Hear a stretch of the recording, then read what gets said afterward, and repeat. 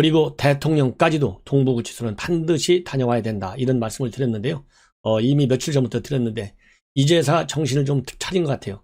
상황이 극도로 악화되니까 어쩔 수 없이 그야말로 울며 겨잡히는 식으로 밀려서 떠밀려서 구치소를 갔다. 이렇게 판단이 되는데요.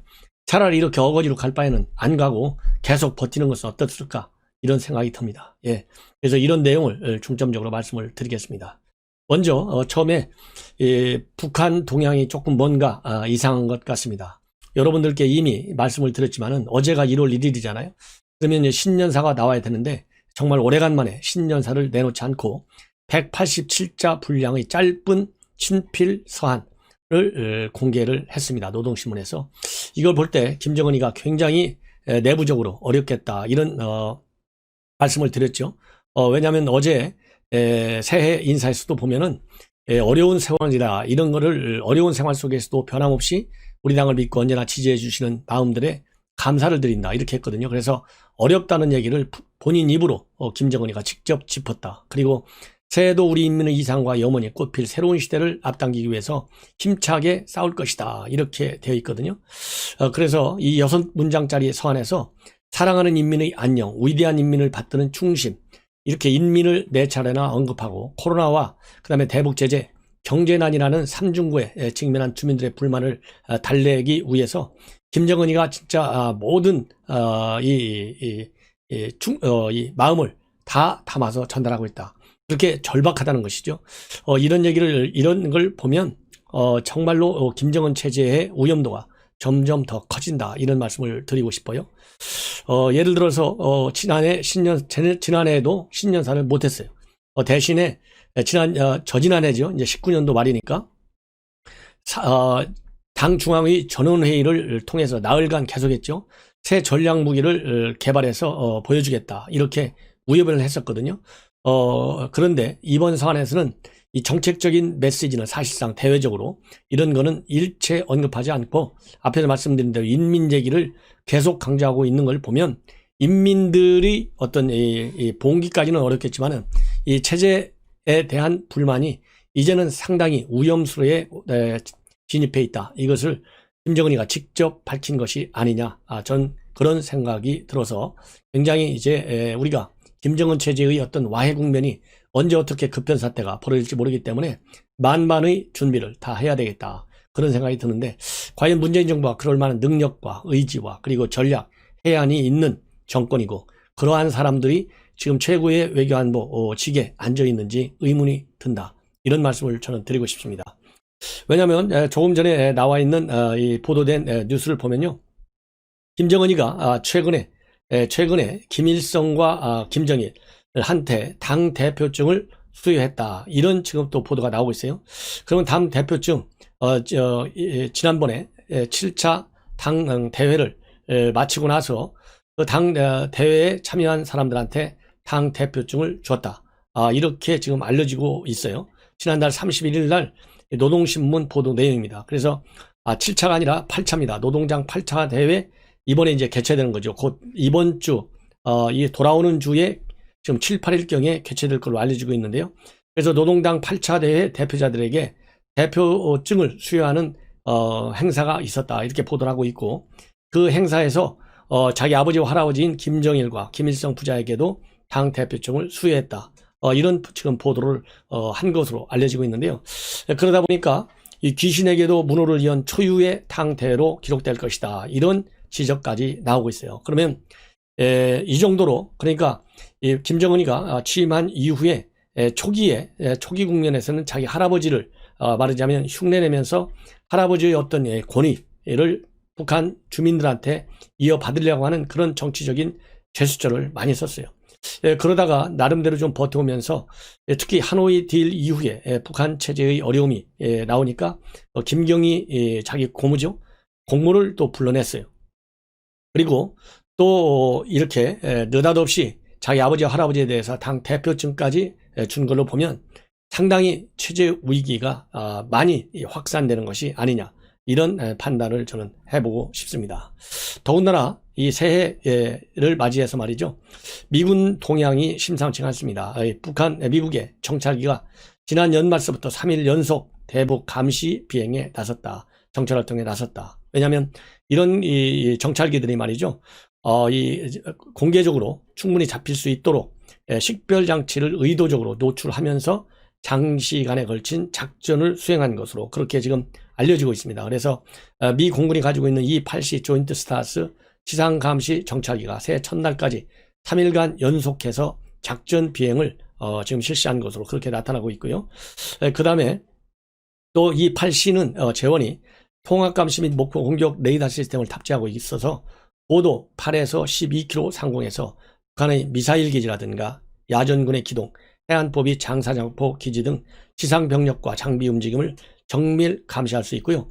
한번 딱 뜨면 9시간에서 11시간 정도 채공할 수 있고 항속거리도 한 9,270km 정도에 달할 정도로 상당한 첨단 이 정찰 능력을 가지고 있습니다. 그래서 이 식별 신호가 의도적으로 잡히도록 이렇게 노출하고 정찰을 했다. 이렇게 지금 알려지고 있고요. 그 다음에 12월 31일에도 E-8C 조인트 스타스 하고요. 주한 미군이 가지고 있는 주력 정찰기 가드레이 RCP-12X 세대하고 미 해군 정찰기 EP-3E 에어리어스-2 이것을 수도권 일대에 동시에 정찰 활동을 수행한 바 있습니다. 그래서 이런 걸 보면 그야말로 이 연초 그리고 이제 미국 행정부가 1월 20일이면 새롭게 출범하게 되는데요. 이 시기를 틈탄 북한의 도발을 철저히 감시하는 그런 측면도 일면 있고요. 다른 한 측면에서는 지금 김정은이 동향이 뭔가 좀 이례져 있거든요. 이렇게 신년 187자 정도의 짧은 메시지만 내놓고 있고 자기 할아버지와 이 아버지까지도 지금 이 국면에서 이렇게 소환할 정도가 된다고 한다면 상당한 위기의 징후가 만연된 것은 전 맞다 이렇게 보여집니다. 그렇기 때문에 이 가운데서 김정은이가 작년 봄부터 건강 이상설이 여전히 끊기지 않고 있는 상황이거든요. 그렇기 때문에 건강이 이상하다고 할 경우에 또 이 미국이 자기가 뜻하는 대로 잘 따라주지 않는다고 할 경우에는 지금 김정은이가 보여줄 수 있는 카드는 유일하게 도발 카드밖에 없어요. 그래서 이런 도발에 대해서 공개적으로 이 압박을 가한 것이 아니냐 그런 차원에서 이 정찰 활동이 이루어지고 있다. 저는 그런 평가를 하고 싶습니다. 다음에는 이제 조국 관련인데요. 조국 뭐 말이 많죠. 근데 이 사람이 요즘은 그래도 조금 덜한 것 같습니다. 지난번에 정경심이가 이 법정 4년 형을 받고 법정 구속된 이후로는 이 SNS 활동이 조금은 줄어들었어요. 근데 완전히 저는 중단할 것을 다시 한번 촉구합니다. 그것은 이제는 조국이도 그래도 장관 30일 좀 넘게 했잖아요. 그야말로 문재인 정부 국정 실패에 책임 있는 당국자 중에 한 사람이에요. 더군다나 문재인 대통령이 조국을 어느 정도나 아낍니까? 조국에 대해서 마음의 빚이 있다고까지 얘기했잖아요. 그런데 이 마음빚을 국민에게 돌려줘야 되는데 국민한테 돌려주지 않고 있어요. 그러다 보니까 이 조국과 관련된 비리 의혹들 또 그동안의 청문회와 관련해서 그야말로 워낙 급하니까 이 사회적으로 우리 국민에게 내놓았던 약속들이 전혀 이행되지 않고 있는데요. 그 중에 하나가 바로 웅동학원, 자기 아버지 때부터 갖고 있던 웅동학원의 이 재산을 전부 사회에 환원하겠다. 그렇게 청문회 과정에서 밝혔어요. 그런데 이 환원은커녕 오히려 그리고 자기 어머니가 이사장인데요. 그 다음에 자기 부인도 이사예요. 이 자기 가족들 이사에서 완전히 손을 떼겠다. 그래서 사회에 환원시키겠다고 약속을 했어요. 그런데 지금 주간조선에서 집중 취재해서 보도한 바에 따르면 사회 환원은 완전히 물 건너갔고요. 조국 이 웅동학원 이사회 사회 환원을 하면 이사들도 손을 떼게 하기로 했으니까 손을 떼야 되는 거 아니겠습니까? 손을 떼기는커녕 오히려 이 자기 어머니죠. 박정숙 이사장의 장악력이 오히려 더 커져서 박정숙 이사장의 이 측근들이 이사로 앉히고 있고요. 그 중에 또 이 한 명의 이사는 서울에서 변호사 활동하는 사람이 내려갔다. 이걸 보면 조국이 결국은 이사회까지 개입하는 거 아니냐. 이런 또 이 비판을 받지 않을 수 없는 그런 상황이고요. 그리고 더 중요한 것은 이 이사회에서는 김형갑 전 이사가 있는데 이 김형갑 이사가 유일하게 청문회 때 증인으로 나와서 웅동학원의 여러 가지 비리에 관해서 폭로하신 분이 바로 김형갑 전 이사예요. 그런데 김형갑 이사가 이런 재판이라든가 여기저기 불러다니면서 이 웅동학원과 관련해서 스트레스가 겹쳐가지고 최근에 80대 후반인데요. 이 사망한 것으로 83세 후반이요 전반이구만요. 83세에 지난 9월 달에 사망한 것으로 그렇게 알려지고 있어요. 그래서 웅동하고는 여러 가지 비리 의혹과 관련된 이 살아있는 말하자면 유일한 증인이 될 수 있는 이 김명갑 전 이사가 이제 세상을 뜸으로 인해서 사실상 이사회에서 그래도 이 나름대로의 독립적 그리고 비판적 목소리를 냈는데, 이사회가 이제 그 후임이라든가 또 다른 또 이 그만둔 사람들, 이 후임으로 들어온 사람들이 전부 예스맨들로만 충원되다 보니까 이사회 장악력도 높아지고 사회에 환원하는 것도 이제는 완전히 물 건너갔다. 이런 지금 비판적 기사가 지금 쏟아져 나오고 있습니다. 그래서 이 앞으로는 어떻게 됐든지 간에 이렇게 이사회를 장악했다 하더라도 조국이 약속한 대로 반드시 사회 환원이 이루어지도록 많은 우리가 또 이 비판 압박을 가야 되겠다, 이런 말씀을 드립니다. 그리고 또 하나 이제 중요한 사정의 변화는 바로 정세균 총리가 오늘 오후에 이 추미애하고 같이 동부구치소를 전격 방문했습니다. 방문해서 소동 대업이 미흡했던 점 안타깝게 생각한다, 이렇게 사과를 하고 있고요. 현재가 매우 엄중한 상황이다. 그래서 이러한 교정시설에서 집단 감염이 확인돼서 정말 죄송하고, 음성 판정을 받은 수용자들은 다른 교정시설로 이송하여 분산 수용하고 있는데, 이들의 잠복기가 끝날 때까지 주기적으로 전수 검사하는 등 철저한 관리를 하겠다, 이렇게 얘기를 하고 있고요. 그리고 수용자들이 이 변호인 접견, 가족면회 불가피하게 일부 제한할 수 있다는 점, 이거를 좀 양해해달라. 다만 수용자 입장에서는 과도한 인권 침해로 받아들일 수 있기 때문에 방역은 방역대로 하되 기본권 제한은 최소화하는 방안, 이렇게 좀 고민해달라, 이렇게 교정 당국자들에게 당부를 했습니다. 그리고 이 내일부터 긴급 현장 대응팀을 동부구치소에 파견하기로 하겠다, 그런 입장도 발표했는데요. 여러분도 아시다시피 이렇게 정세균 총리가 추미애하고 함께 간 것은 제가 보기에는요, 추미애가 억지로 끌려갔을 것 같아요. 왜 끌려갔느냐? 추미애 제가 누차 얘기했잖아요. 벌써 오래전부터 사과하라, 그리고 반드시 현장에 가라, 그리고 추미애 가는 것 갖고도 안 된다. 왜냐하면 추미애는 이미 국민의 눈밖에 나 있잖아요. 그러니까 총리가 가야 된다. 추미애가 뒤늦게 갔기 때문에 일찍이 갔으면 총리 안 가도 되죠. 그런데 추미애 담당 장관이 안 갔기 때문에 이제는 총리까지도 가야 된다 했는데, 그만큼 우리 국민들이 생각하는 거가 저가 생각하는 거하고 다 똑같은 거 아니겠어요? 그러다 보니까 추미애는 안 가려고 버티고, 이 사과 이런 성명도 이 법무부의 공식적인 입장 보도자료로 낸 게 아니라 본인의 페북을 통해서 냈는데, 그것도 진정성은 없었어요. 그거 동부구치소에서 이 감염자가 많이 나온 것은 구조가 그렇게 됐을 뿐이야, 너무 과밀해서 그래, 그것 앞으로 과밀한 그런 시설이 되지 않도록 이 시설을 다시 재편하겠어, 이 정도밖에 안 했어요. 그래서 이 사과문이 오히려 더 일파만파 많은 비판을 야기한 거예요. 그러다 보니까 이제 총리도 어쩔 수 없구나, 그래서 막다른 골목에서 총리도 갔다, 이런 말씀을 드립니다.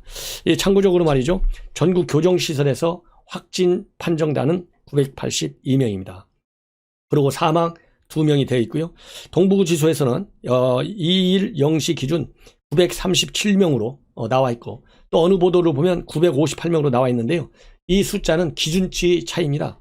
937명은 교도관 직원과 수용자만 합쳤을 때 937명이고, 거기에 가족과 지인까지 합치면 그게 21명, 958명이 된다, 이런 말씀을 드립니다.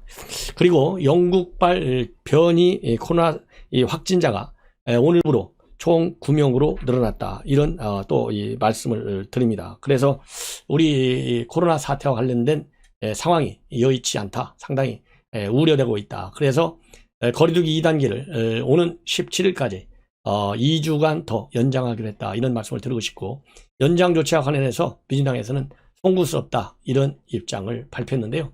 송구스럽다가 아니라 2.5단계 수도권 지방의 2단계와 관련해서 방역 지침을 지키지 않는 민주당의 국회의원들, 그 다음에 또 구의원들, 이런 사람들에 대해서는 강력한 책임을 지어야 되겠다, 이런 말씀을 드립니다. 대표적인 사람이 황운하 아니겠어요? 그 다음에 윤미향, 이 국회의원들 본인들이 방역 지침을 지키지 않고 있어요. 그리고 이 정청래, 요즘 말이 많죠? 정청래 비서관 출신 구의원 최우진인가요? 이 사람도 방역 지침을 지키지 않은 5인이 넘어가는 모임에 참석해서 논란을 일으켰지 않습니까? 그래서 힘이 있다는 여권의 실세 의원들이 앞장서서 방역의 지침을 위반해서 이 사람들은 반드시 이 방역 당국에서 설정한 과태료 반드시 물려야 되겠다. 이런 말씀을 드립니다. 이러다 보니까 유승민 의원이 오늘 제대로 한번 비판한 것 같아요. 자신의 페이스북에서 문재인 정권을 세월호 선장에 빗대가지고 강력히 비판하고 있습니다. 지금 이 구치소 사태와 관련해서 뭐라고 하고 있느냐. 구치소와 요양병원에서 생명과 인권에 대한 심각한 침해가 일어나고 있는데 문재인 정부가 코호트 격리만 고집한다. 이들의 생명과 안전을 방치한 것은 구명조끼만 입고 기다리라고만 한 세월호 선장과 무엇이 다르냐. 그래서 구치소와 요양병원에서 국민의 생명과 인권을 위험에 빠뜨린 정부의 책임은 반드시 규명되어야 한다. 그래서 이 죄를 지어 구치소에 갇혔지만은 코로나 감염이라는 형벌까지 더 받아야 하는 것은 아니지 않느냐. 이렇게 비판하고 있습니다. 그리고 이 인권 변호사, 문 대통령 인권 의식에 대해서도 상당한 문제를 제기하고 있는데요. 이 인권 의식의 문제를 가졌던 것은 본인이 2007년도에 UN 북한 인권 견해안에 노무현 정부가 기권했을 때 당시에 문재인 대통령이 비서실장이었는데 바로 이 비서실장이 기권을 주장했다는 얘기가 있다. 그러면서 문제를 제기하고 있어요. 그래서 이 5인 금지가 사실상 이 힘 있는 실세들한테는 그냥 뭐라고 그럴까요? 전혀 작동이 안 되는 것 같아요. 바로 누구냐? 여러분들 잘 아시다시피 아주 문재인의 핵심 실세 중에 한 명이죠. 황운하. 그야말로 울산시장 선거 하명수사 의혹을 한몸에 받고 있는 인물이고 현직 경찰관의 신분으로 국회에 출마해서 당선까지 캔 아주 기이변을 낳은 사람이 바로 황운하인데요. 이 황운하 의원이 지난 연말에 12월 26일 날 대전 중구 자기 지역에서 이 지역 말하자면 유력 인사들 6명과 회식을 했어요. 그러니까 5명 하게 돼 있는데 같은 방 안에서 3명씩 테이블을 나눠서 앉아서 식사하는 것으로 편법을 부렸어요. 그런데 불행하게도 불행인지 다행인지 잘 모르겠습니다. 거기에 여몽철 전 대전시장을 비롯한 유력 경제인들 함께 이제 만찬을 했는데요. 그 여몽철 시장과 경제인들이 한 3명 정도가 이 확진 판정을 받아서 지금 입원해 있고 황운하를 비롯한 나머지는 음성 판정을 받아서 지금 자가 격리에 들어갔다. 그런데 이제 이렇게 될 경우에는 이제 과태료가 문제잖아요. 식당도 한 300만 원 미만의 벌금을 받게 돼 있고 그리고 이용자도 10만 원 이하의 과태료를 물게 돼 있어요. 그런데 이것이 좀 애매하다. 그런 얘기가 나옵니다. 그래서 왜 그러냐면 서울의 경우와 달리 지방의 경우에는 권고사항으로 되어 있기 때문에 교모의 이 과태료도 빠져나갈 수 있다는 얘기가 있는데 그렇지만은 이제 정부 차원에서는요. 지역이 어디가 됐든지 간에 강력히 특별 방역 조치, 연말연시 특별 방역 강화 대책에는 이번 조치는 전국에 일관되게 적용된다. 그리고 지자체에서 자체적으로 완화된 조치는 시행할 수 없다. 이렇게 명시되어 있기 때문에 이게 사실상 특별법에 해당돼요. 일반법상으로는 지방은 해당이 안 되지만 이 연말연시 특별 강화 대책에는 반드시 이 5인 이하 그리고 이 5인 이하뿐만 아니라 벌과금도 당연히 해당되는 것이죠. 그래서 이 벌과금을 물도록 해야 되는데 이 행정관청에서 실세를 다루다 보니까 거기에 대해서는 얘기를 안 하는 것 같다. 이런 말씀을 드리고 싶고요. 이러한 실세들에 대한 이 방역 조치의 완화 문제 이런 거를 특별히 단속을 하든가 아니면은 이 신고제도가 있잖아요. 그래서 신고제도를 좀 활성화시켜 가지고 반드시 손을 봐야 되겠다. 이런 말씀을 드리고 싶습니다. 그리고 문재인 대통령이 오늘 현충원을 8시에 방문했어요. 현충원 방문을 마치고 거기 방문하고 나면 방명록에 한 마디씩 쓰게 돼 있잖아요. 거기에 국민의 일상을 되찾고 선도 국가로 도약하겠다 이렇게 썼다고 하는데요. 제가 어제도 말씀드린 대로 신년 메시지도 이 핵심이 뭐냐면 국민의 일상을 되찾자 이런 얘기가 들어가 있어요. 뭐라고 되어 있냐면 상생의 힘으로 새해 우리는 반드시 일상을 되찾을 것이다. 국민께 일상의 회복으로 보답하겠다. 이렇게 돼 있었거든요. 그 일상의 회복이라고 하는 것이 이게 어떤 의미인지 잘 모르겠어요. 이게 말로만 하는 얘기인지 아니면 정치적인 함의를 갖고 있는 것인지. 왜냐하면 이 대통령이 쓴 얘기이기 때문에 반드시 정치적 함의가 있을 텐데 국민께 일상의 회복이라고 하는 것은 코로나를 없애겠다. 그럼 일상으로 돌아가는 거 아니겠어요? 이것도 일상이지만요. 제가 보기에는 우리 국민들 지금 걱정이 굉장히 많잖아요. 우리 국민들이 생각하는 일상이라고 하는 것은 정치의 진정한 자유민주주의, 그리고 이 검찰의 철저한 법리에 입각한 살아있는 권력에 대한 수사, 이런 것도 다 일상이다. 국민의 일상이 되어야만 한다. 그렇기 때문에 꼭 일상이라고 하는 이 얘기가 코로나 얘기인지 정치적인 사회적 의미의 일상인지, 그래서 너무나 애매모호하다. 그래서 대통령이 하는 메시지는 더군다나 현충원에 갔잖아요. 그러면 현충원에 가서 할 수 있는 그러한 여러 가지 정치적 함의, 그렇잖아요. 이 현충원이 뭐 하는 데입니까? 우리 호국 영령들이 그야말로 영면에 들어가는 데가 바로 현충원이에요. 그래서 현충원의 방문과 현 시국에 맞는 메시지를 내야 되는데 너무 애매모호하고 별 의미가 없다. 저는 밋밋하다. 이런 말씀을 드리지 않을 수 없습니다. 그래서 여당에서는 그럼 이것도 전략적 모순인가요? 자칫 잘못되면 이 비판을 받으니까. 그런데 함부로 전략적 모순을 쓰면 안 되죠. 이럴 때는 분명한 메시지를 드려야 되는데 이런 것만 보더라도 청와대 참모진들의 메시지 전달 능력에 상당히 구멍이 뚫린 것이 아니냐. 저는 그런 말씀을 드리고 싶습니다. 그리고 어제 메시지와 관련해서도 이제 계속해서 언론에서도 평가들이 나오는데요. 이 뭐냐면 검찰 개혁이라고 하는 중대한 단어가 빠졌다는 거예요. 작년 1년 내내 대한민국 전국을 이렇게 혼란 상태에 빠뜨린 것이 바로 검찰 개혁인데, 대통령이 어떻게 검찰 개혁, 꿈에도 소원이 검찰 개혁인데 대통령도 이 말이 빠졌느냐, 이런 또 이 해석들이 나오고 있는데요. 그건 당연히 검찰 개혁이라는 거 추미애가 혼자 독점했잖아요. 문재인 대통령의 입에서는 이제는 검찰 개혁이라는 말을 꺼낼 수가 없는 상황이 됐어요. 왜냐? 검찰 개혁의 이름으로 정지 2개월 내렸고 그거를 믿고 문재인 대통령이 사인했는데 그 믿는 데는 대통령도 무능한 것이죠. 뭐 더 이상 얘기할 필요가 없잖아요. 근데 그 말을 다시 쓰기가 그래도 면목이 없잖아요. 그러면 그래서 안 쓴 것 같다. 이런 말씀을 드리고 싶고요. 그 다음에 이 검찰 개혁뿐만 아니라 지금 현재 검찰 개혁 가지고 추미애가 망했죠. 그 다음에 이제 동부구치소 가지고 또 한 번 저는 정치인으로서 생명력이 끝났다. 저는 그렇게 봅니다. 왜냐하면 본인이 잘못한 거 있으면 진솔되게 잘못했다. 이렇게 솔직 담백하고 인정하고 그리고서 대책을 강구해야 되는데, 이거 동부구치소 이렇게 확진자가 900명 넘어서서 1000명 가까이 나오는 것은 내 잘못이 아니야.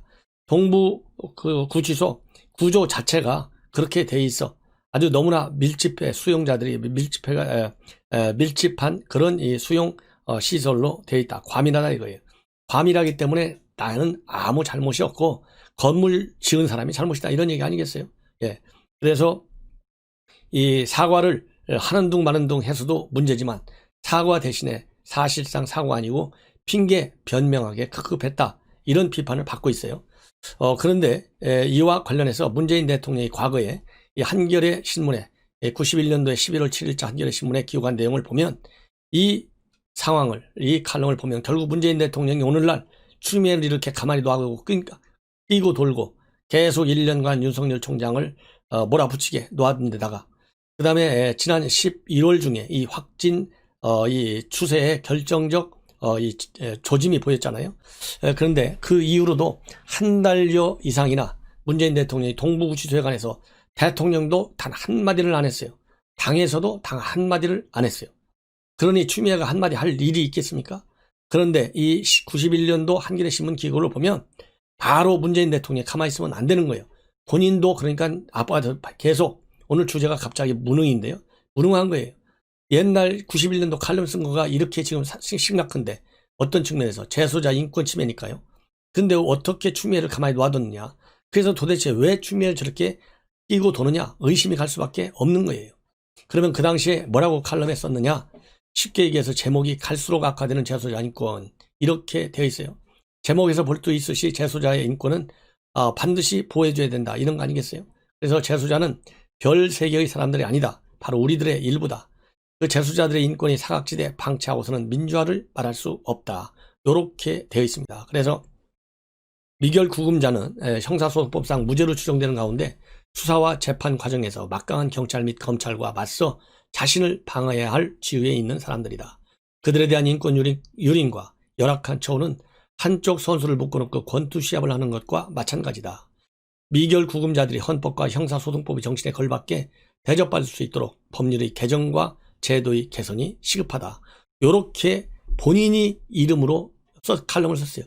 제가 보기에는요, 이런 거 하나 기억 못하고 추미애가 이렇게 동부구치소에 관련해서 단 한마디 말도 않게 만드는 것은 이 칼럼을 누가 대신 써준 게 아닌가, 이런 의혹마저 들지 않을 수가 없는 것 같습니다.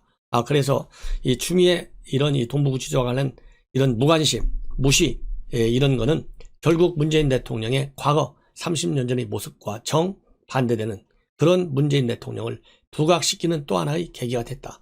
이것만 보더라도 추미애가 문재인 대통령을 또 한 번 망신 준 거나 마찬가지예요. 예. 이거를 청와대가 알지 모를지 모르겠습니다. 예. 그리고 또 한 가지, 이 문 대통령의 변심. 앞에서도 지금 이게 변심 사례잖아요. 이 변심 사례 이번에 민정수석 임명을 두고요. 지금 절대로 검찰을 민정수석 자리에는 안 앉힌다. 그렇게 쭉 해왔는데 이번에 앉혔다는 겁니다. 이것이 이제 언론에 보도되기 시작하는데 요거는 사람이 다르다. 예. 그래서 이 문재인 대통령이 달라졌는데 또 한 번 변심한 거예요. 그 변심의 얘기는 본인이 밀어붙였던 검찰 개혁이 실패했기 때문에 제대로 된 검찰 개혁과 검찰을 손보기 위해서는 결국 지피지기 입장에서 검찰을 갖다 쓴 것이 아니냐, 이런 생각이 들 수밖에 없잖아요. 그런데 다행스럽게도 이번에 새로 임명된 신임 민정수석의 경우에는 통상적으로 얘기하는 그냥 코드 맞추는 검사 출신이 아니다. 굉장히 강직하고 겸손하고 상식이 통하는 그런 민정수석이다. 그리고 법과 원칙을 굉장히 중시합니다. 그렇기 때문에 일방적으로 살아있는 수사를 안 해야 된다, 이렇게 추미애 같이 생각하는 그런 이 리걸 마인드는 갖지 않았다. 그런 점에서 이 검찰 수석을 임명했다 하더라도 그렇게 예견을 그야말로 선입견을 가지고 예견하지 않고 좀 기다려볼 필요가 있겠다. 저는 그런 말씀을 드리고 싶습니다. 예. 그 다음에 지금 서울시장 후보와 관련해서는 안철수 후보가 압도적으로 1위를 달리고 있어요. 그러다 보니까 국민의힘에서는 이 안철수 당 대표와의 경선에 대비해서 본래 1월 8일 날 경선할 예정이었는데요. 이 경선 방식과 그리고 경선 일정을 좀 더 늦추는 그런 방안을 검토 중에 있다, 이런 보도들이 나오고 있습니다. 그리고 이낙연 대표가 어제 느닷없이 사면론을 꺼내들었어요. 그러다 보니까 정청래를 비롯해서 여권에서 지금 난리가 났습니다. 특히 정청래가 과거 프랑스의 비시 정권 나치 부역에 비교하면서 강력히 반박을 하고 있는데요. 이와 관련해서 김근식 교수, 자신의 정치적 이익을 위해 대중의 적개심과 증오를 선동하는 파렴치한 정생배다, 이렇게 비판하고 있고요. 외사의 침략에 협조하고 그리고 민족을 배반한 비시 정권과 그리고 이 과거 두 대통령의 비리를 비교하는 거, 이거는 절도죄를 조두순급 잔악 범죄자로 둔갑시키는 과대 포장이다. 예.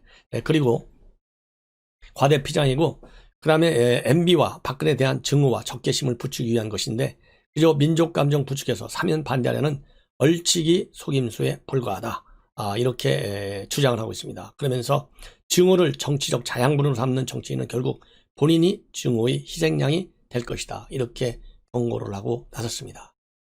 자, 그리고요, 이제 조선일보 칼럼 하나를 종종 제가 소개해드리는 칼럼인데요. 강천석 논설고문의 칼럼입니다.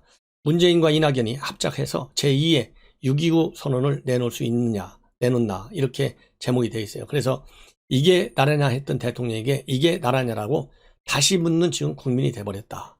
김정인 위원장을 불쏘시개처럼 자신을 태워야 당과 나라를 살릴 수 있다, 이렇게 고언을 하고 있습니다. 그래서 이 칼럼이요, 한 4분 정도 걸리겠습니다. 제가 통째로 여러분들께 읽어드리도록 하겠습니다. 꼭 건너뛰지 마시고 들어주셔서 우리가 싸움의 논리와 그리고 이 여권의 생각 구상의 일단을 알 필요가 있지 않을까, 이런 생각이 듭니다. 이낙연 대표가 적절한 시점에 이명박 박근혜 전 대통령 사면을 대통령에게 건의하겠다고 밝혔다. 선거에 해다운 출발이다. 현 집권 세력은 정치의 생사를 건 집단이다. 국민의힘보다 몇 배 고수다. 두 전 대통령 사문 건의 발상은 전두환 노태우 합작품인 1987년 6.29 선언을 떠올리게 한다. 당시 노태우 민정당 대표는 대통령 직선제 개헌, 김대중 사면 복권과 시국 관련 정치자범 석방을 대통령에게 공개 건의하고 이 건의가 받아들이지 않으면 정치에서 물러나겠다고 했다. 노 대표는 발표문을 읽고 그 길로 국립현충원에 참배했다. 기획자 예상대로 야권은 김영삼과 김대중 진영으로 분열됐고 노 대표는 그해 12월 16일 대통령 선거에서 36.6%를 얻어 당선됐다.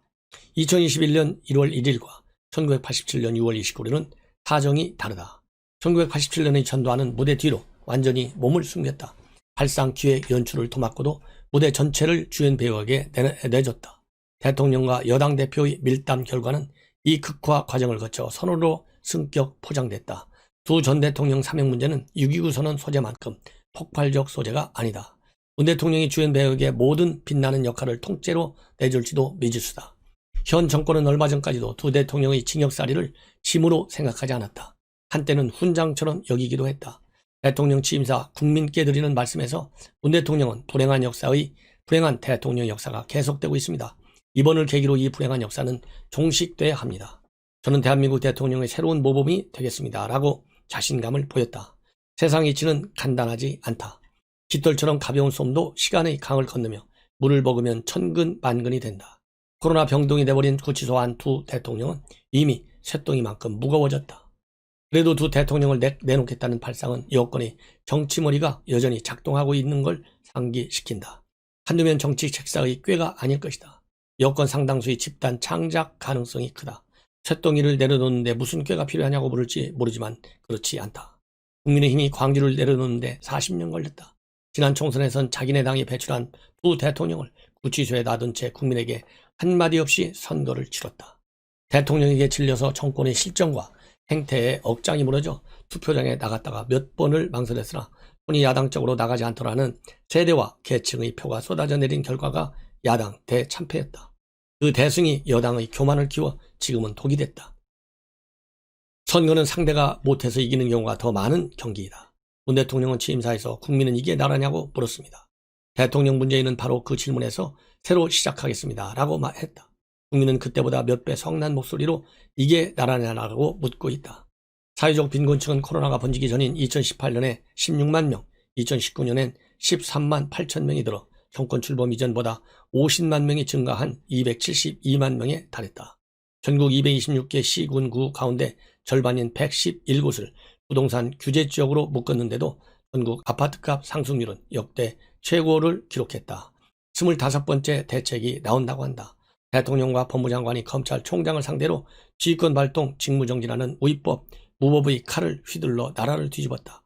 법원이 가로막지 않았더라면 사법체계는 벌써 결단나고 말았을 것이다. 이러는 사이 코로나 바이러스는 구치소를 점령했다. 동맹국 미국은 대북전단 금지법을 청문회에 올려놓고 한국에 표현의 자유가 있는지 북한 인권에 관심이 있기라도 한지 따진다고 한다. 이게 나라냐라는 소리가 이보다 높을 수는 없다. 그러나 선거는 이게 나라냐라는 성난 목소리만으로 승패가 갈리지 않는다. 야당이 당신 내가 대안이라는 국민과 만나지 못하면 소용이 없다. 현 집권 세력은 제 몸을 앞으로도 10번은 더 바꿀 것이다. 동남풍이 분다 싶으면 헛것 먼저 보이는 게 정치다.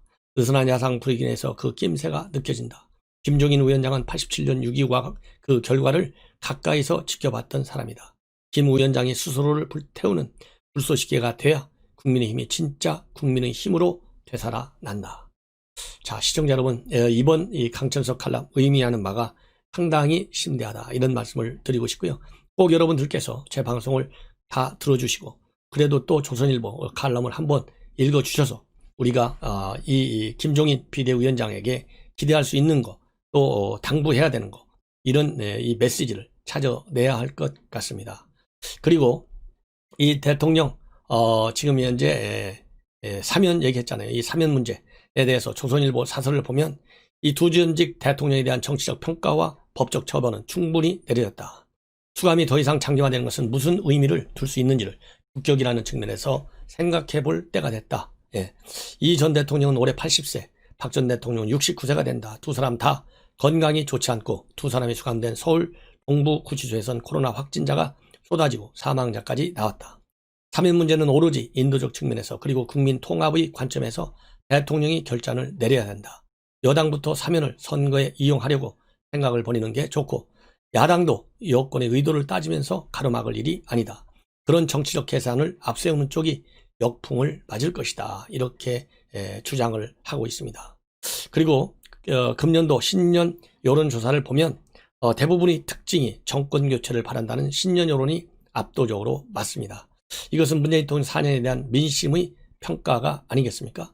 그래서 이 민심의 평가, 이 오로지 정권의 안위와 홍보에만 총력을 쏟고 국민의 먹고 사는 문제를 해결해 줄 능력도 없는 정권의 모습에 상당수 국민들이 지금 넌더리를 내기 시작했다. 그래서 불과 8개월 전 전폭적 지지를 보내줬던 집권 세력에 대한 시선이 싸늘해지고 있는 것이다.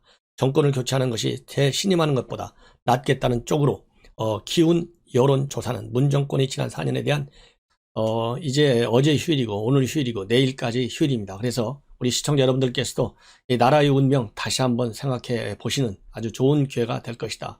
왜냐하면 이번 이 재보궐선거 대한민국의 운명을 걸머쥔 중요한 선거다. 이런 말씀을 드리고 싶고요. 이 선거가 내년에 있게 될 또 다른 대선과 지방선거의 하나의 바로미터가 될 수 있다. 이런 측면에서도 굉장히 중요하다. 제가 아무리 강조해도 지나침이 없다고 하는데 시청자 여러분들께서도 동의하실 것이다. 이렇게 믿습니다. 그러다 보니까 지금 현재 여러분들 잘 아시다시피 현재의 정국은 문재인 정권 출범 이후 최악의 위기 상황에 와 있어요.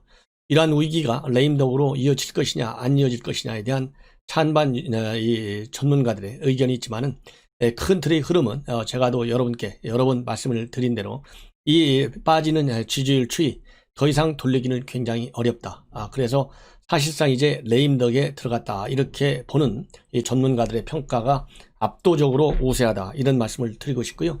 그 중에 이 바로미터가 바로 뭐냐면 이 조사에서 나오는 지지율의 추이입니다. 통상적으로 이 긍정평가율이 30%대로 주저앉으면 그야말로 아무리 콘크리트층이라 하더라도 불가피하게 분열될 수밖에 없다. 이것이 과거 정부 수십 년간의 데이터를 보면 그런 방향성을 제시해준다. 이렇게 나와 있고요. 그리고 부정평가율이 50대로 진입하면서 사실상 위험신호에 돌입하고 있는데 현 문재인 정권의 이 레드 시그널이죠. 이 부정평가율이 최근에는 리얼미터에서 현 정권 출범한 이후 최악의 수치인 59.7%까지 올라갔어요. 이런 것만 보더라도 레임덕은 빠지기가 레임덕으로 들어가지 않을 수 없다. 특히 인물 교체 해봐야 그 인물이고 정책 전환 전혀 없고 대통령의 생각 바뀌지 않는다 이겁니다. 그렇기 때문에 레임덕은 피할 수 없는 현상이다. 이러다 보니까요. 느닷없이 들고 나온 이 카드가 바로 사면론입니다. 이명박 박근혜 대통령의 사면 카드를 들고 나왔는데 이 사면 카드를 들고 나온 사람이 바로 이낙연 대표예요. 그것도 어제 1월 1일 바로 새 원단의 사면론을 꺼내들었어요. 그 얘기는 결국 뭐냐? 그만큼 다급하다는 거 아니겠어요? 시기적으로. 왜냐하면 이 사면론이 가져올 수도 있는 그런 역풍이 만만치 않지 않습니까? 현재 여권의 역풍이 많이 불고 있어요. 누구 마음대로 사면하나, 너 나가라, 탈당하라, 대표직 내놔라. 어떻게 찾아온 이 탄핵이고, 그야말로 이 탄핵 당사자들의 사고 한마디도 없는데, 그러면 탄핵이 잘못됐다는 얘기냐? 그래서 앞장서서 실명을 걸고 발대하고 있는 사람이 우상호, 그 다음에 정청래, 그리고 이 속칭 문바들의 세계에서 온라인에서 지금 난리가 나 있어요. 이렇게까지 1월 1일 날 꺼낸 것은 그만큼 절박하고 그 다음에 이제 시간이 없다는 거예요. 하루가 여금하다 이거죠. 하루가 금과 같이 귀중하다 이겁니다. 그래서 이 많은 논란을 야기시키는 카드임에도 불구하고 이낙연 대표가 숨 쉴 틈이 없으니까 1월 1일 이 새해 원단에 그런 카드를 내놨어요. 그래서 이 카드를 내놓으면서 지금 이제 언론 보도 내용을 보면 제가 어제 1차적으로 제 개인적 분석을 어제 해드렸는데요. 시청자 여러분들께서도 많이 보셨습니다. 아직까지도 제 방송 어제 제가 이 사면과 관련된 여권의 속셈, 이낙연의 이 계산 이런 거를 들어보시지 않은 분들은 한 번 더 들어보시되 제가 말씀드린 얘기는 그야말로 야권 분열적 성격이 우선 제일 크다. 그래서 대선과 그 다음에 이번 보궐선거에서 이기기 위한 선거 전략적 성격이 굉장히 가다. 말로는 국민 통합을 하지만 무슨 이 사람들이 진짜로 통합을 원하는가? 예를 들어서 현 국민이 좌우로 나눠져 있다고 한다면 이 진보 대 보수로 나눠져 있는데 보수층의 분열을 노려가지고 친이계 친백계가 다시 친박계가 뛰쳐나와서 싸우기를 바라는 것이다. 그래서 저거 봐라. 저 야권 저 수준이 저것밖에 되지 않냐? 그러니 우리가 정권 안정을 위해서 반드시 재창출해야 되겠고 그러려면 시장선거와 부산, 서울에서 우리 여당한테 표를 달라. 이 메시지를 찾아내는 하나의 도식의 하나다. 제가 그래서 양면의 동전의 양면 그리고 양면성을 가진 칼날과 똑같다. 이런 말씀을 드렸어요. 그래서 오늘 이 언론에 전반적으로 이 평가들이 나오는 거 보면 뭐 우리 시청자 여러분들도 저하고 생각이 비슷하실 거라고 믿습니다. 그래서 주류 언론에 나오는 그 흐름을 보면 어제 제가 1차적으로 분석한 내용과 대동소이하다. 그래서 지금 현재 여권에서는 거대한 음모의 시나리오가 지금 작동되고 있는 것 같습니다. 말하자면 제가 이것을 항상 블랙 시나리오라고 그래요. 블랙 시나리오. 블랙 시나리오. 왜냐하면 제가 블랙이라는 말을 붙인 이유는 블랙하면 되게 뭐 좋은 의미도 있죠. 뭐 우선 저도 제가 지금 입는 옷이 이 블랙 컬러 아니겠습니까? 좋은 의미도 있지만은 여권이 쓰는 블랙의 의미는 저는 안 좋은 의미다. 왜냐? 지금 방금 말씀드린 대로 정상적으로 대한민국 국가를 발전시키고 정말로 이낙연 대표가 얘기한 대로 국민 통합을 논의하려고 했다. 이것이 진정성이 있다면 우선 이 국정농단이라는 이름에 전직 대통령 2명, 전직 국정원장 3명을 영창에 집어넣겠어요. 이거는 용기가 이제 용감하다 못해 참 무식한 거죠. 한마디로 얘기해서. 예. 그렇기 때문에 진정성은 전혀 없다. 그야말로 꼼수에 불과하다. 그런 의미에서 제가 블랙 코미디, 블랙 시나리오 이런 표현을 제가 합니다. 그래서 여권에서 이렇게 심각해져 가고 있는 이 레임덕 이것을 돌려 세워가지고 이번 서울시장과 부산시장도 다시 먹고 그다음에 정권도 재창출하고 이 토끼 2마리를 잡기 위한 고육지책에서 내놨다. 그래서 하나의 거대한 블랙 시나리오가 작동이 되고 있는데요. 그 중에 하나가 이제 지금 방금 말씀드린 대로 이명박 대통령과 그 다음에 박근혜 대통령의 사면입니다. 그래서 선거 구도를 그야말로 국정농단 세력대 말하자면 촛불 세력의 대결 구도로 몰고 가는 것이죠. 그래서 이 촛불혁명 아직도 안 끝났기 때문에 촛불 세력에게 더 지지를 보여줘야 되겠다. 이런 생각을 하는 것 같습니다. 그래서 선거 구도를 갖다가 이 프레임을 완전히 촛불 대 국정논당 세력으로 나눈다. 그 다음에 두 번째로는요. 이 보궐선거 하나는 이번 4월이니까 한 95일 정도 남았다고 그래요.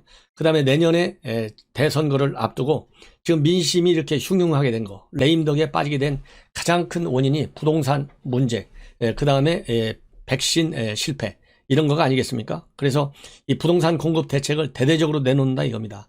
다음 달 초까지. 그래서 서울 민심을 장악하겠다 이거예요. 그리고 이 가덕도 신공항 문제 여러분들 다 아시죠? 이 특별법도 최대한 빨리 국회에서 처리해서 부산에다가는 가덕도 신공항을 만드는 선물을 서울 쪽에다가는 부동산 대대적 공급책을 내놔서 민심 즉 부동산 민심 수도권과 부산 민심을 딱 장악하겠다 이겁니다. 그리고 세 번째로는 지금 코로나 백신 실패에 따른 여론의 분노와 불만이 이만저만이 아니지 않습니까? 그래서 이 코로나 방역 백신 문제에 관해서 이 민심을 다시 되잡겠다 이겁니다. 그래서 이 모더나 이 CEO와 최근에 문재인 대통령이 긴급 전화 통화를 한 것도 이 백신 공급과 관련된 특별 대책의 일환, 민심 장악을 위해서 서두른 측면이 상당히 많다. 이렇게 생각이 드는데요.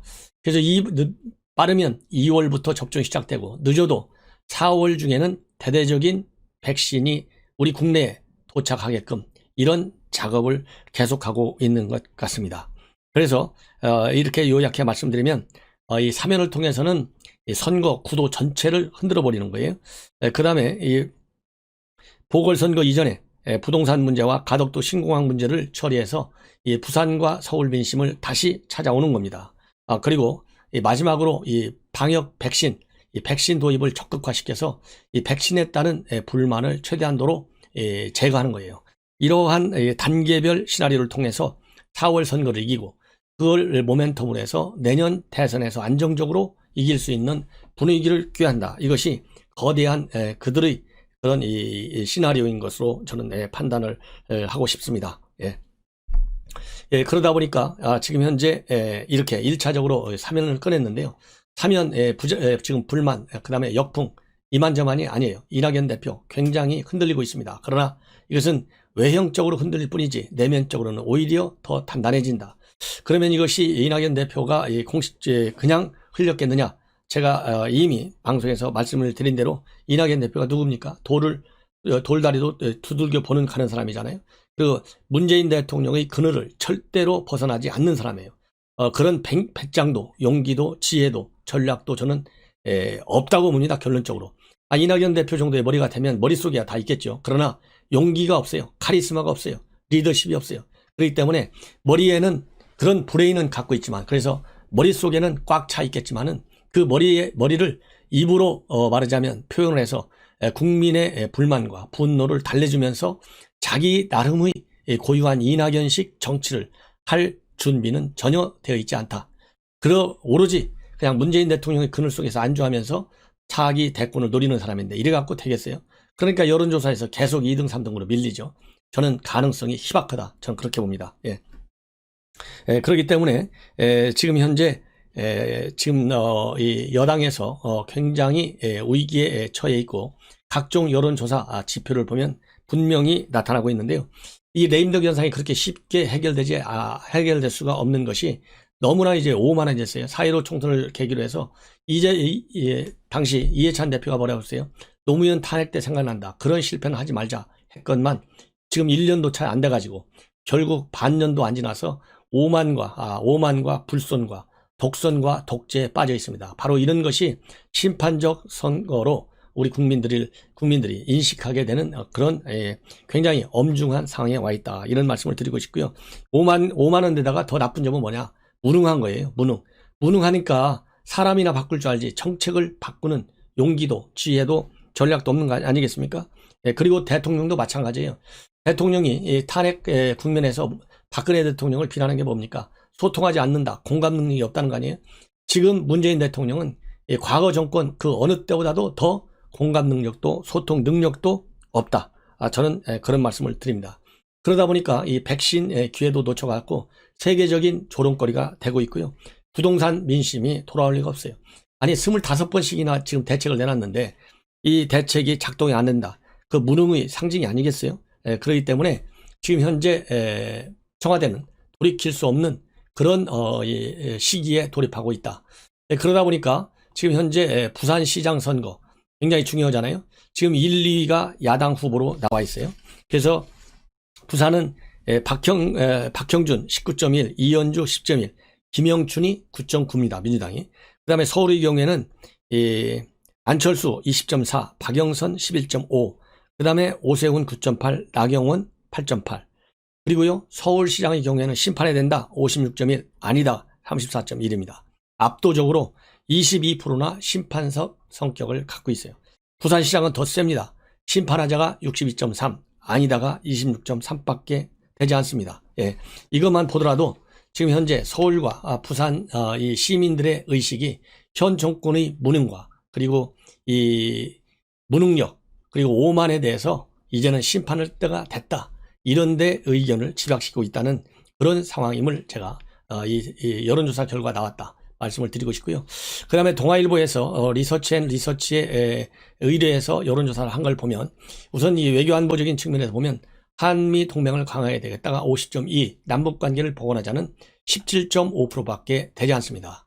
그리고 미중 갈등과 관련해서는 전략적 모호성을 유지하자 41.1, 한미 동맹을 중시하자가 40.1입니다. 이것은 이 전략적 모호성과 한미 동맹과 관한 이 야당의 노력이 부족하기 때문에 우리 국민들이 지금 전략적 모호성에 대한 이 외교적 국제정치적 의미를 아직 제대로 심각하게 인식하지 못하고 있는 상황이 아니겠느냐. 저는 그런 평가를 하고 싶고요.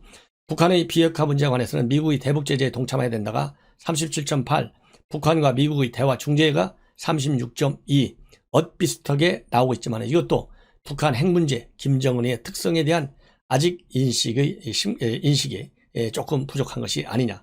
이런 측면에서 야당이 이런 외교안보적 정책에 대한 비판의 목소리를 보다 더 전문적이고 자세하게 우리 국민들께 알려야 되겠다. 이런 말씀을 드립니다. 그리고 개헌 찬성은 57.9, 반대는 28.7이고요. 대선은 3강 구도가 지금 완전히 굳어졌다. 이렇게 지금 나오고 있습니다. 그래서 동아일보의 리서치에 보면 이재명, 이낙연, 윤석열 순인데요. 24.6, 19.1, 18.2입니다. 그리고 서울신문에는 현대리서치인데 이낙연 대표가 3등입니다. 26.7, 윤석열 21.5, 그 다음에 이낙연 15.6. 그 다음에 조선일보하고 TV조선, 칸타코리아인데요. 18.2, 16.2, 15.1. 그래서 윤석열 3등입니다. 그 다음에 MBC 코리아 리서치인데요. 이낙연 3등입니다. 이재명 20.8, 이낙연 17.5, 윤석열 18.2. 그리고 SBS 입소수는 이재명 23.6, 이낙연 16.7, 3등입니다. 윤석열 18.5. 이것만 보더라도 전반적으로 지금 이낙연 대표가 3등에 거의 머물고 있어요. 이러한 위기의식 때문에 앞에서 말씀드린 대로 비상의 카드로 이 사면노를 걸고 나왔다. 이런 말씀을 드리고 싶고, 이 가덕도 신공항에 관해서는 찬성이 63.4, 그리고 신공항 부산 발전에 도움이 된다는 것이 73, 이렇게 나와 있고요. 그 다음에 조선일보에서 여론조사한 걸 보면 행정수도 이전의 반대가 51.4, 찬성보다 11.6이 훨씬 더 높다. 이런 말씀을 드립니다. 예. 그리고요, 이어령 전 문화관광부 장관이었죠. 지금 88세이신데 췌장암으로 지금 앓고 계신 것으로 조선일보 보도 결과 나와 있습니다. 그래서 조선일보에서 이 취재를 했는데 지금 굉장히 몸이 수척해져 있고 체중이 50kg 정도로 지금 내려앉았다고 그러고요. 일주일에 한 번 정도 기치료만 받는다. 그렇지만은 이 죽을 때까지 그야말로 죽음이 코앞에 다가올 때까지 글을 쓰겠다. 그러면서 새 밑에 영정 사진까지 찍는 그런 눈물겨운 이 기사를 싣고 있습니다. 그래서 이 이어령 장관의 경우에는 굉장히 유명한 거 뭐 제가 설명드리지 않아도 아마 잘 아실 겁니다. 그래서 이 눈물 한 방울이다, 이런 시제로 삼아서 요즘 시를 쓰고 있다고 그래요. 그래서 이 시를 쓰면서 눈물 한 방울이라는 그 시제를 했는데 내놓고 있는데요. 요거와 관련해서 뭐라고 얘기하고 있냐면, 우리는 피 흘린 혁명도 경험해 봤고 땀 흘려 경제도 부흥해 봤다. 딱 하나 아직 경험해 못한 것이 눈물, 즉 박애다. 나를 위해서가 아니라 모르는 타인을 위해서 흘리는 눈물, 인간의 따스한 체온이 담긴 눈물. 인류는 이미 피의 논리, 땀의 논리를 가지고는 생존해 나갈 수 없는 시대를 맞이했다. 대한민국만 해도 적폐청산으로, 전염병으로, 남북 문제로 나라가 엉망이 됐지만 독재를 이기는 건 주먹이 아니라 보자기였듯이 우리에겐 어느 때보다도 뜨거운 눈물 한 방울이 절실하다. 이렇게 얘기를 지금 하고 있습니다. 그러면서 이어령 이 교수의 경우에는 나는 눈물 없는 자유와 평등, 인류의 문명을 초토화시켰다고 본다. 우리는 자유를 외치지만 코로나는 인간이 한낱 짐승에 불과하다는 걸 보여줬다. 코로나 바이러스가 우리를 보고 비웃었다. 너희들은 짐승이야. 까불지 마. 나만도 못해. 난 반생명 반물질인데도 너희들이 나한테 지잖아. 인간의 위대한 문명이 한낱 민물에 의해 티끌처럼 사라지잖아 하고 이렇게 우리에게 이 메시지를 주었다, 이것이죠. 그러면서 이어령 교수는 오늘의 재앙을 끝내는 길, 몸과 더불어 영혼도 치유할 수 있는 길은 오직 인간만이 흘릴 수 있는 눈물 한 방울이라, 이렇게 얘기를 했다고 합니다. 그러면서 사람들이 얼마나 눈물을 갈구하는지는 최근의 트로트 붐을 통해서도 알 수 있다, 이렇게 얘기를 하고 있고요. 그리고 이러한 이 눈물과 관련해서는 이어령의 눈물 족자를 그림으로 그려보겠다고 한 화가가 바로 김병종 서울대 명예교수라고 합니다. 6년 전에 생명 그리고 동행이란 제목의 시화전을 이어령과 함께 열었는데, 그때 선생이 지상에서 마지막으로 남기게 될 흔적을 예술로 승하고 싶다, 이러면서 이 화가가 이 김병종 교수가 그림으로 그리겠다는 제안을 했다고 합니다.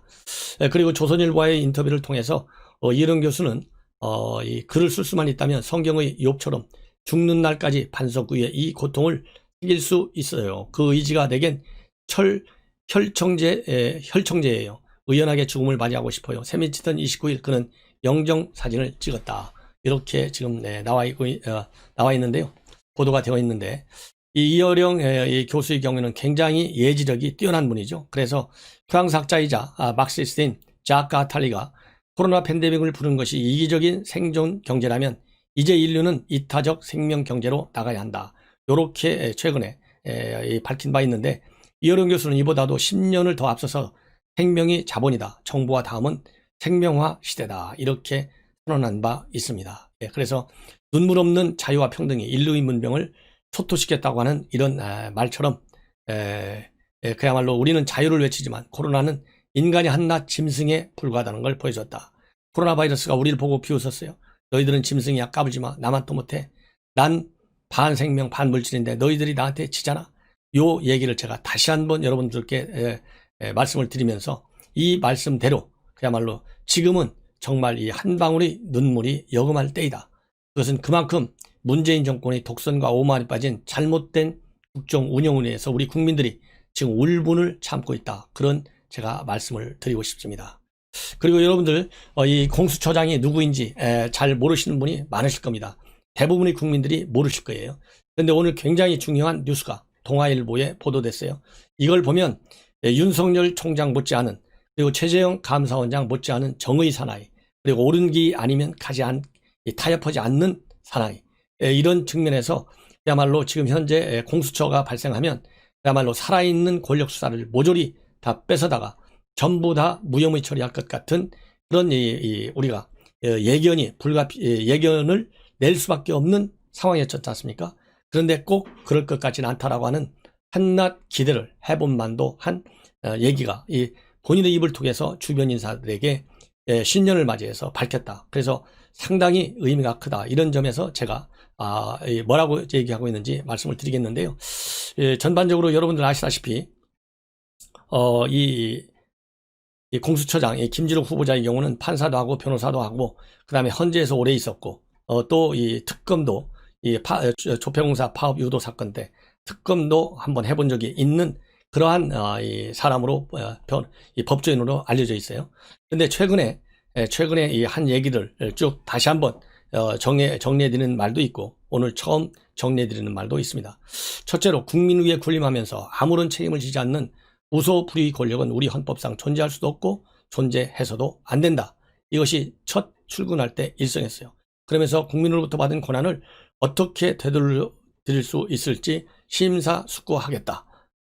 이렇게 얘기를 하면서 헌법 제1조 2항을 언급했다고 합니다. 그래서 우리 헌법에 보면 대한민국의 주권은 국민에게 있고 모든 권력은 국민으로부터 나온다.